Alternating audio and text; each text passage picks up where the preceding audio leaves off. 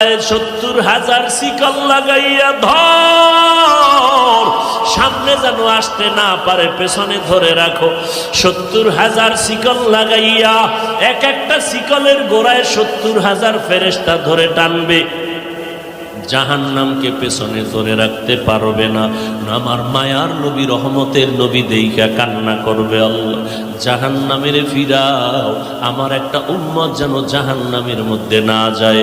আল্লাহ বলবে ফেরেশতা এদিকে আয়, একটু পানি দিয়া বলবে জাহান্নামের মধ্যে এটা ছিটাইয়া দিয়া দাও। ফেরেশতারা আল্লাহর হাতে কুদরতের পানিটা নিয়ে যখন দিবে, জাহান্নাম দ্রুত পেছনে দৌড়াইতে থাকবে। ফেরেশতারা বলবে আল্লাহ 70,000 শিকল লাগাইয়া যেই জাহান্নামকে ধরে রাখতে পারি না, এমন একটু পানি তুমি দিয়েছ, সাথে সাথে জাহান্নাম দৌড়ায় গেল। এটা কেমন বরকতের পানি?